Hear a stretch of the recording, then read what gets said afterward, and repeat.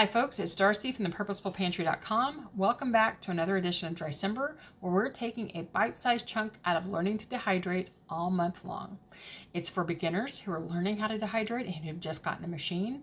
It's for those of you who are interested in what it even is, and it's even good for those of you who've been at this for a while to brush up on your skills and offer your own experience to the people who are in the comment section as well. So today we're talking about oils and fats in our dehydrating and how it affects storage, which is the real issue, is storage. Drying things that are high in fat isn't necessarily unsafe, depending on what the food is. And I'm going to put a link here in the iCards about the ultimate do not dehydrate list of things that you should and shouldn't dehydrate and why. But if we're talking about those things that would be safe otherwise to dehydrate, the oil or the fat, which I'll use interchangeably, become an issue with long-term storage, not with the actual drying.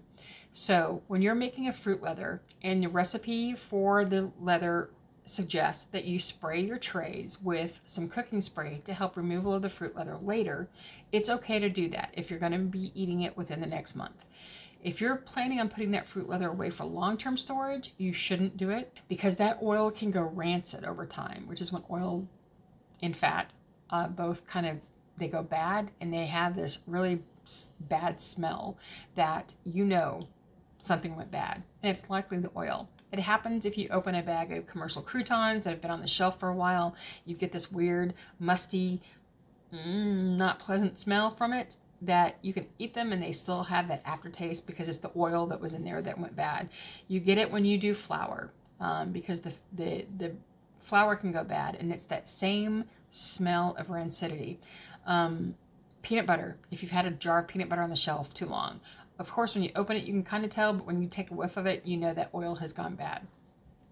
So what we're trying to do is we want to dehydrate, but we don't want to waste our long-term food storage on things that can go bad. So here's the thing about doing oils and fats. If you choose to do an oil and fat, know that you probably need to store it in the freezer if you want to keep it for any kind of storage. If you're doing olives are great for those who are hiking and camping because they're a great thing to put in your trail mix for the added benefit of the salt and the taste and the flavor that help kind of boost you, but they're not good to keep on the shelf for long term. So you'd want to put them in your freezer to store.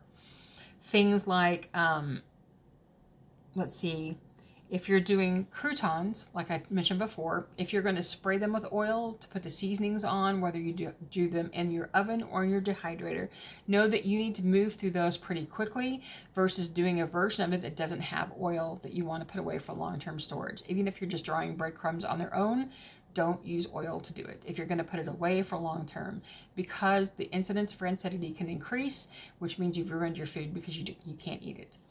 I'm trying to think through anything else that is usually typically high. Beef jerky. I mean, if you're doing jerkies, they mention always to use the leanest cut of beef that you can because that makes a better jerky in the end, and it's less fat to go rancid. It's also less fat to deal with while you're drying. Anyway, it's also recommended by the National Center for Home Food Preservation that you keep your jerky in your freezer, especially if you're not great at the curing process. And just in general, to keep it in the freezer for long-term storage. It'll just stay better that way. Drying biscotti. We like to take cakes that we haven't finished, or maybe an angel food cake or a pound cake or any kind of quick breads. We like to make biscotti out of it because it's kind of fun. It's a fun way to extend the life of that bread to make it better useful for later. However, because of all the oils and fats within the recipe, I know it's not something that I can keep back for long-term storage. So if we make biscotti from like if I make banana bread and we don't finish it, which almost never happens, I have to actually take some away to use. But if we're going to make that biscotti or that DIY kind of biscotti, I know it's something that we need to eat within the next month or two. It's not something that's going to stay on the shelf forever.